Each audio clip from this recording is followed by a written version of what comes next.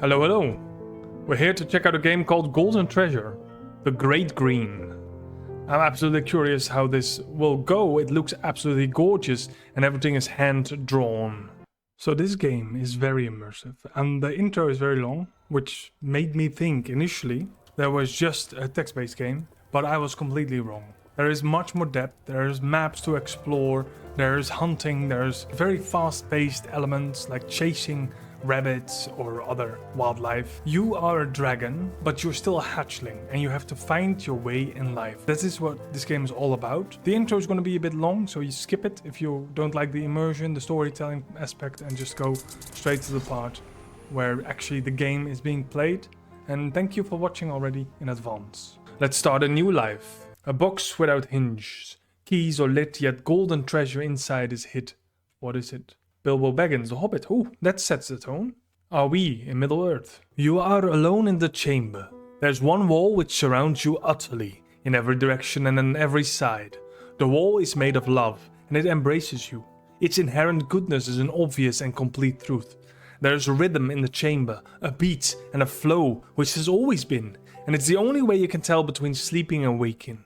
When awake, you can feel the rhythm, and when you sleep, you cannot.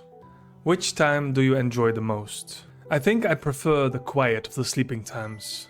Even now in the chamber you sense the power of the hidden currents, the loving embrace of the unchanging abyss, and the gentle silences of the world.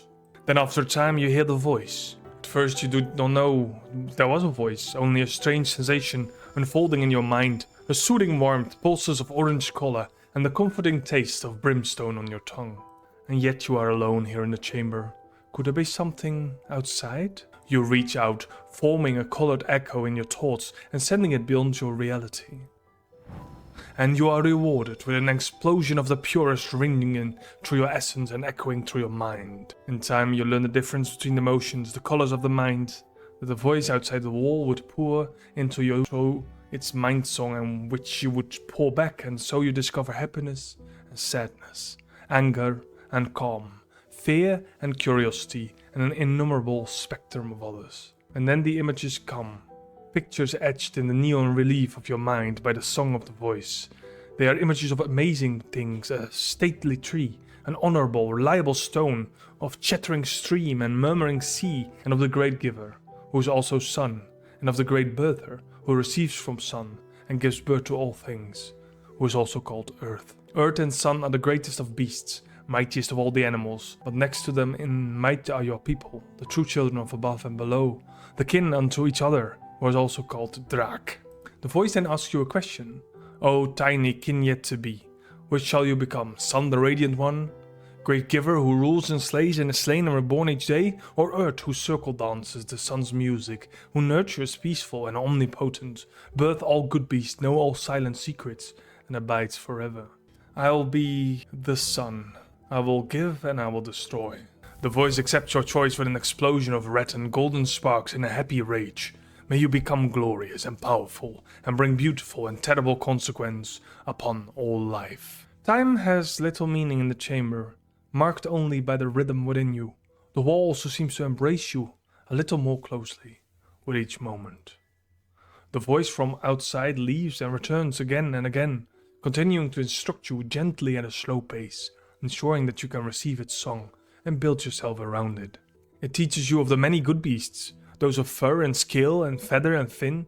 Some are swift like the hoping long-ear, and some are powerful like the horned grazers, but all are good, and all have their own music. Most importantly, it teaches you the two great laws. First, that you are a destroyer. To live is good, and you may only preserve your life by tearing away life of others. You must destroy. Find that which calls you and destroy it, and takes it into yourself, and grow mighty. If you fail to destroy, you will waste away and be yourself destroyed, and all your music will become silence. Second, you are the creator.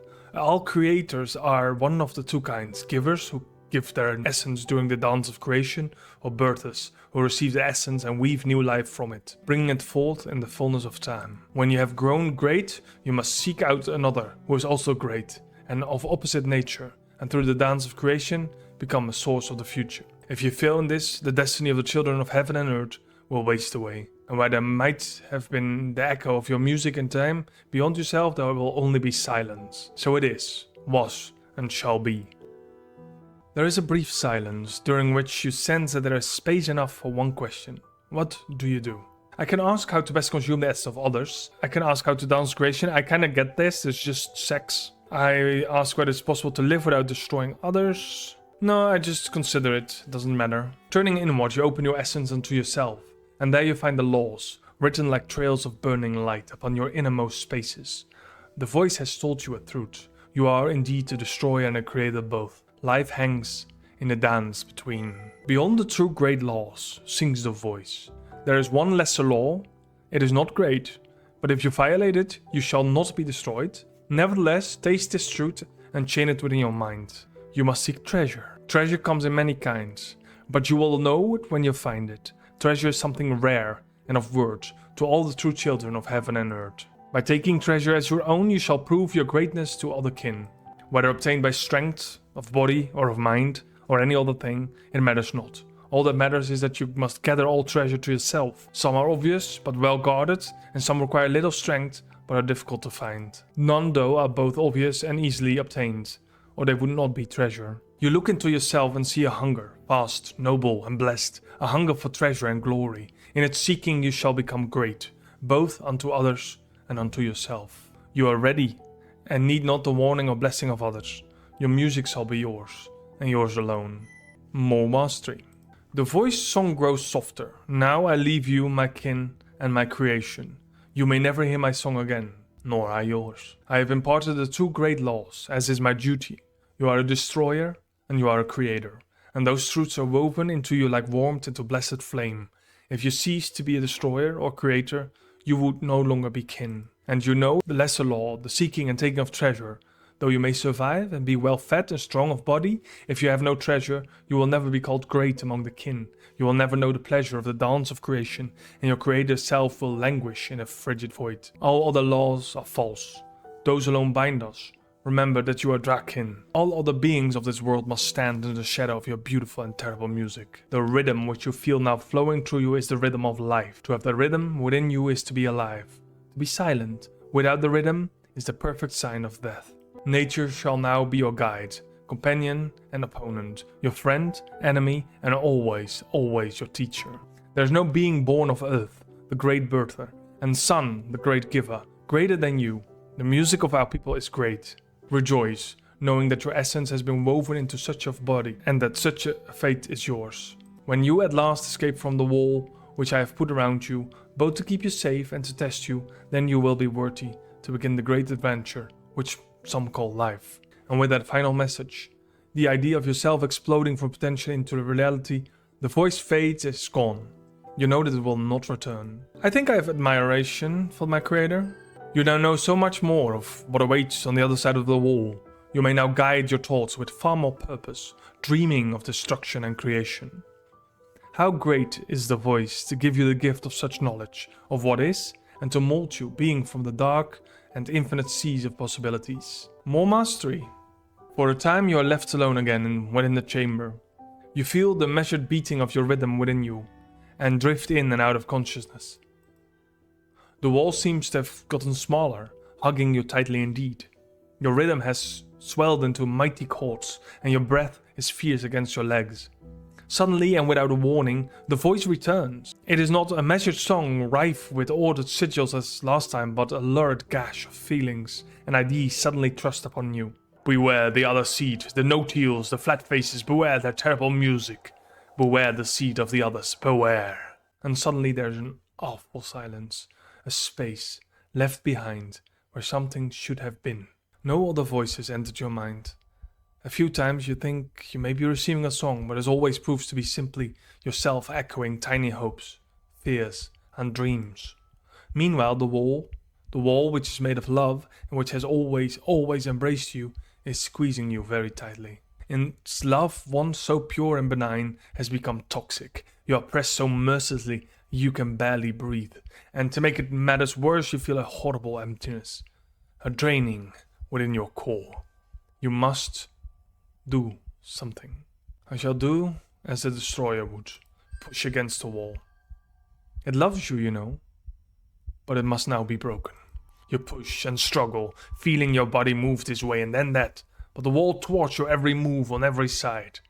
It is not through pushing, but rather through unfolding your whole self, limb by limb and muscle by muscle, that you at last achieve the first success in the music of your life. You hear, not with your mind, but with your ears, your actual ears, the cracking and crunching of the wall as it breaks slowly apart, and then see within your own eyes your first vision of true light. Happy those early days, when on some gilded cloud or flower my gazing soul would dwell an hour, and in those weaker glories spy some shadow of eternity. That is pretty beautiful. You are somewhere inside the body of Earth, the great birder. Her semi-soft flesh is veined here and there with the grasping roots of trees, or blockaded by stones who stare blindly at you. The air here tastes of comfort and slumber, and your own body feels as though it's in good condition. But you feel a burning in your core. You know that it is a destroyer within, eager for substance to fuel your being. If you fail to find anything to destroy, the emptiness will overtake you, and your life will be lost. You sense nothing to consume here, though.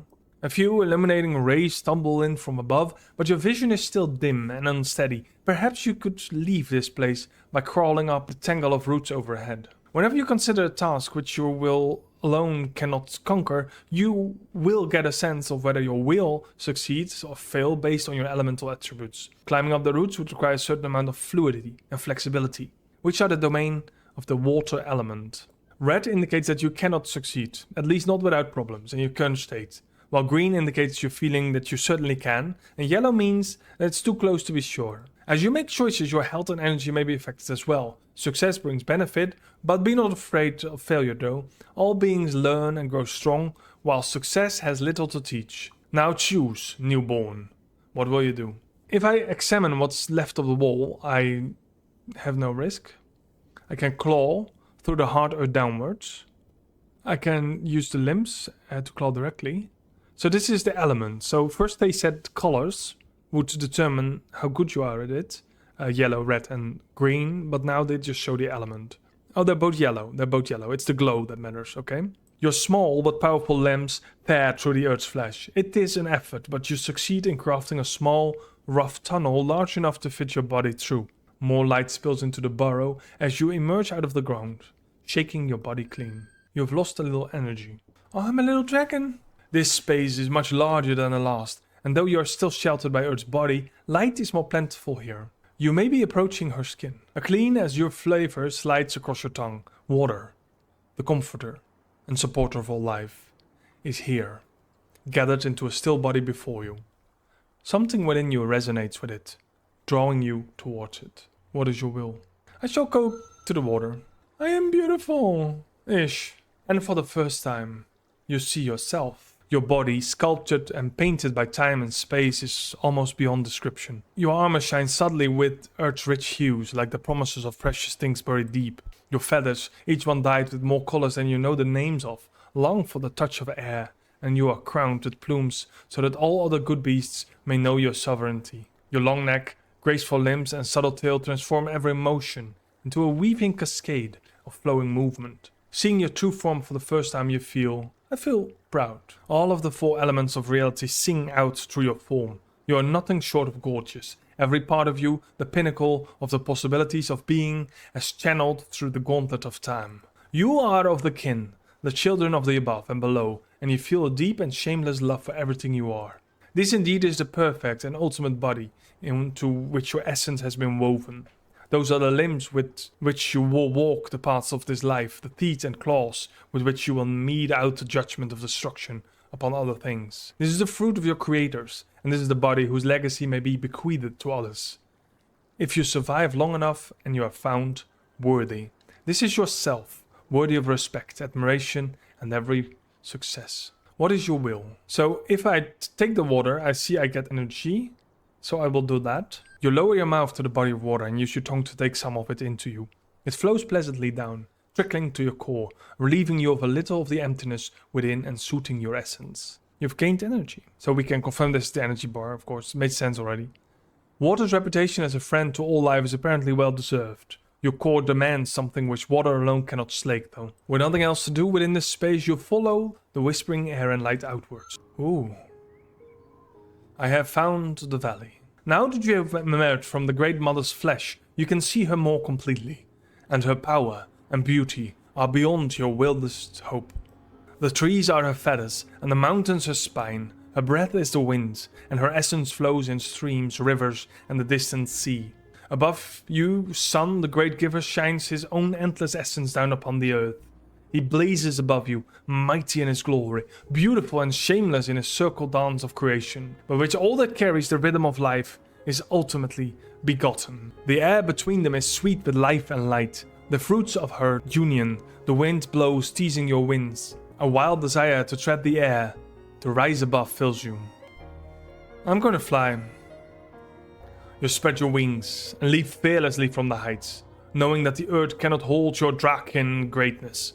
For a single beautiful moment, you hang in the air, and then earth rushes swiftly at you. Frantically, flailing of your limbs does nothing. You tumble to the ground, crashing through the treetops, then limbs, then bushes, and then the cruel, unforgiving ground. It is fitting that the kin reach should exceed their grasp. Failure is a far better teacher than success. Your body is ringing with pain. You slowly recover from nature's rebuke. Apparently you are not yet worthy of treading the boundless path of the above. You sense that you have much growing and learning to do before you can realize your dream of a few moments ago. Your miserably failed attempt at flight seems to have been witnessed by a small winged beast, a lesser child of earth and sun. It stands out against its surrounding in bold black and white. It laughs at you, insulting you with a mocking song. The mighty Draken once ruled over Earth. Now I've seen Earth rules their race. O thou who tried to fly just after birth, are chained like a slave by her downward embrace. Let the shame of my song and your body's own pain teach you this: only reach for what you can attain. You've learned more about the way of the White Blacks. How will you respond? They're all yellow, except the attack, which will probably fail because I don't see a success chance at all. So I will reply with a mockery song. You attempt to reply, but your master of the mind song of the kin is still lacking. The images and concepts which you project into the White Black's consciousness are half-formed and lacking in substance, and after a short time interrupts you. So artless are you, so fresh from the shell, that even such things you cannot do well. I would shame myself if my skill I employ upon one the no-tails soon shall destroy. Shame gnaws at you as it wings away, but you have learned the value of skill in song, and your bond with air is strengthened. You have gained air mastery. Moving on, you allow the hillside to guide you downwards. You have been following the path of a swift-running river for some time when you are struck by a powerful scent. Flicking your tongue out, you taste the sacred essence of one of the kin on the breeze, floating on twin wings of pain and decay. There's another flavor as well. Something strange, something animal but not, something other. You shudder, your feathers raising upwards involuntarily. What could these strange scents mean? The kin whose scent you now smell could possibly explain, but you are now hatched and beyond the chamber. All kin are rivals, seldomly welcoming the scent of other Drak in their territory. Still, there's something familiar in that scent, something which tugs at the corner of your mind. Steeling yourself, you carefully draw closer to its source. That's not good. Destruction, the horrible stillness of a body empty of spirit, the noble red essence of a great kin. Shed not in a true dance of destruction, but trapped, tortured, the confusion, the pain. In the synergy between its scent and yours, you now know without a doubt. This was the great being who instructed you as the voice. This was one of your creators. Its rhythm is now silenced, its song forever stilled. Already tiny spirits of decay infest the vast body, feeding off of it, reducing it to void. Something is clawing at you from within, straining at your heartbone and flooding your mind. Fear and rage and shuddering nausea overtake you one after the other, growing and riding within. You feel yourself instinctively belch fire seed into the back of your throat, only just managing to swallow it again, denying it the chance to explode into a searing flame to consume the things which now sing and dance near the ruins of the one who created you. The things, what are they? There's something wrong with them. Something very, very wrong. They seem to have more than one skin, some of them belonging to other animals. The brightest of their body heat is darkened by the cold dead hides they cover themselves with. There's something strange about their oily scents, something familiar, but alongside that, something completely other, like no true animal. They clutch strange things in their forepaws, which you cannot identify, though they reek of the blood of the trees. But most horrifyingly, they have no tails. They are tailless. You are split inside, the air within you screaming to run away as fast as you can from this place, and the fire within urging you to destroy these no-tails. Decide. Quickly. I don't think I can, but I will.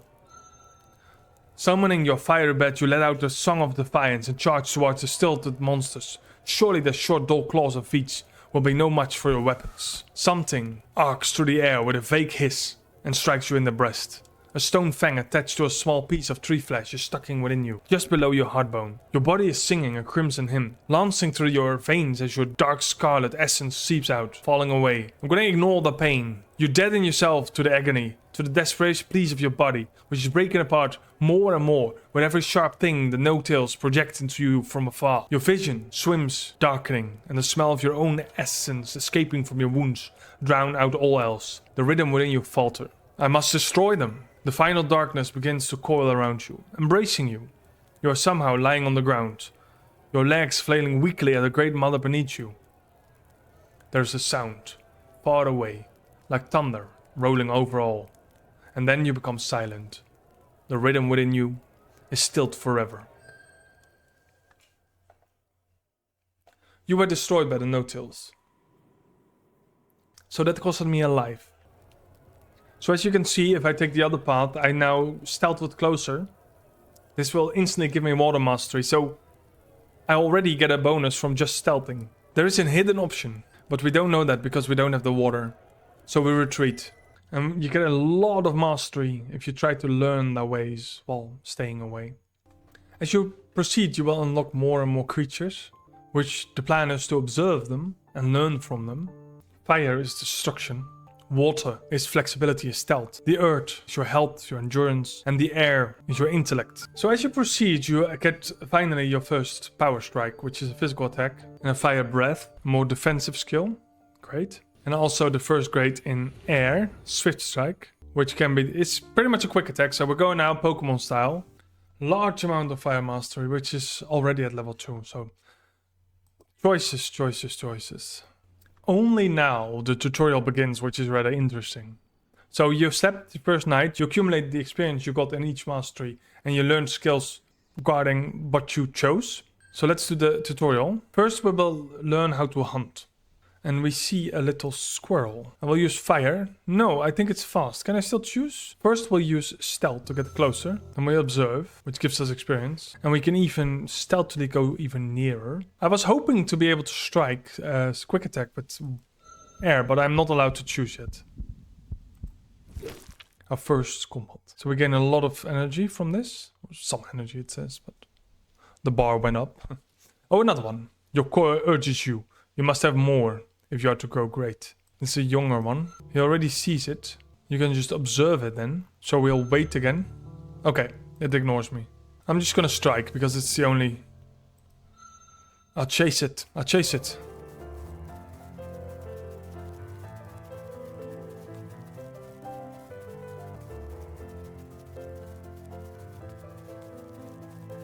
I better dodge the... Okay, when you go click really fast and you make it hit, it comes closer. And then you create, okay, you have to physical slash it.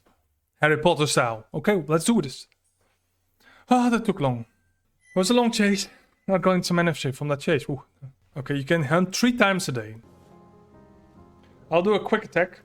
It's a long air. Water is strong against fire. Air is strong against water. Fire is strong against air. It's really confusing because the tutorial forces you to do nothing. And I click away.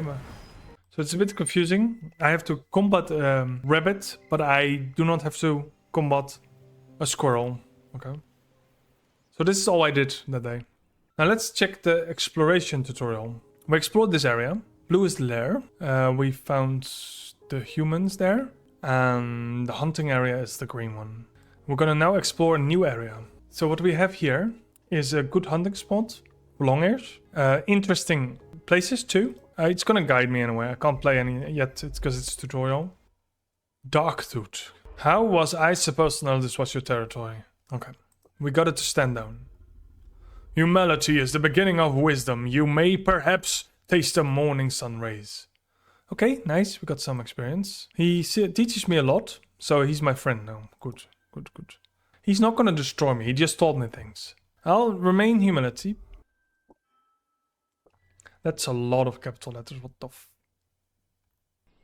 So the blue diamond shows me what I am. Okay, I can now finally choose myself. So I'll check the meadow. And I'll check the thing I found here. Oh, okay, that's Darktooth himself. No, I'll check the other one. I want to investigate this area, yes. The shallow section of one of the two streams which divides Hardbone Valley into named shape is full of stones, which have been smoothed and polished over many turnings by the water's tender affection. Most are too dull and common to be of real interest, but there are a few of them are quite beautiful. You could spend a sun or tree here for searching for worthy baubles to add to your trove. You will, of course, find fewer and fewer with each new search, as the high-quality stones grow harder and harder to find. I will spend searching because I want some of the stones. It threatens to become tedious, but the occasional rare discovery paired with the water's trickling song keeps you interested long enough to find 7 stones. Very well. That's my inventory now. 7 beautiful stones. And that was already the day, so I can literally do one thing. Hunt 3 times, explore an area, and just sleep again.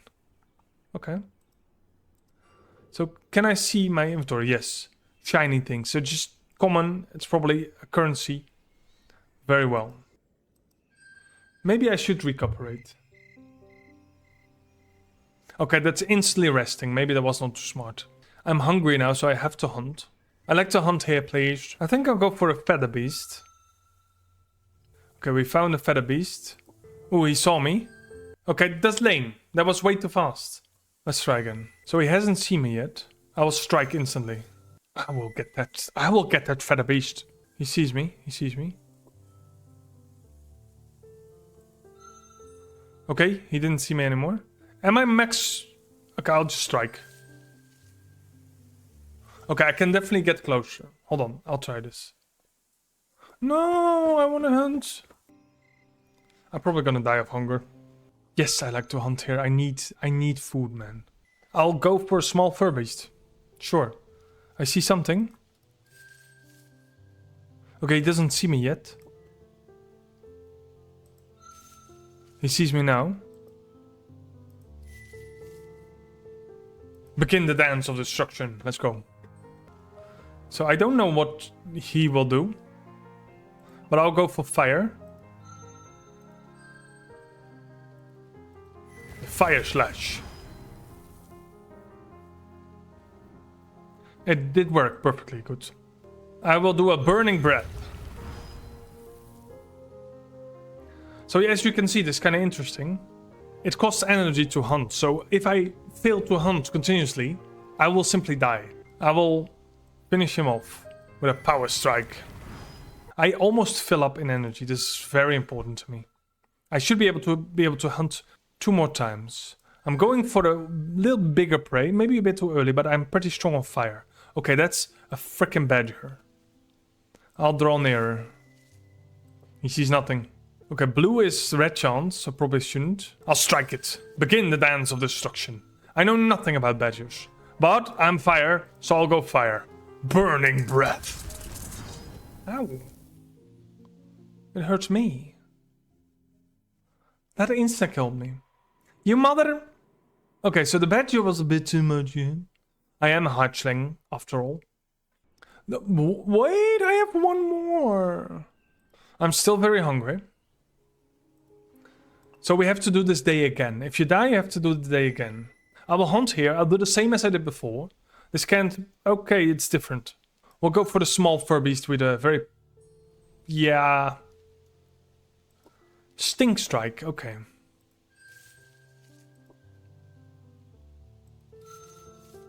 He sees me. I strike. Dance of destruction.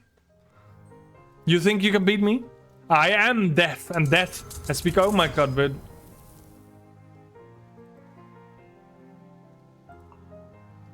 Oh boy.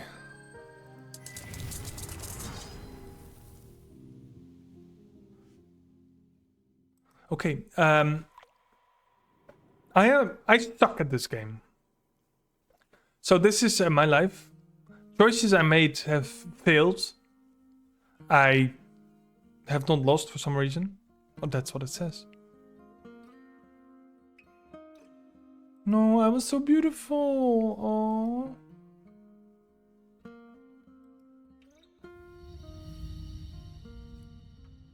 Experience death.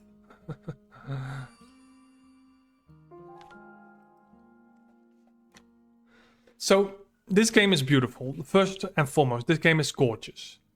It's bound to choice, and I don't know what will come afterwards, but it looks very, very beautiful. All the choices you make point toward a certain goal. But the thing I'm missing somewhat is how much life do I have? I see my energy, but I don't see my health. And then you can start a new life, and that makes sense, and it's absolutely beautiful. So I will do that off stream, and I will beat the game. No, just kidding. I do love this game. This game is absolutely a gorgeous masterpiece. And first it felt to me like it would only be talk and talk and talk. And then came the battle part, then came the hunting, the exploring. And there's so much more behind the scenes that I have yet to discover. So I'm very curious about that. And I definitely think, despite what you saw me say, the tutorial, etc., and the despite that I showed you the prologue and the tutorial, there is so much more that the game has to offer you. And I definitely think it's worth a chance. I think this is one of the most beautiful games I've ever played, graphic-wise, even though there's no 3D or ultimate, Unreal graphic. No, it's just gorgeous in its own right. And I think that's just perfect and unique. And I think unique is the most important thing in a game. Much more important than the most stunning, video card breaking, new futuristic thing. I think there should be many more games like this. So yes, I recommend this game to you with all my heart.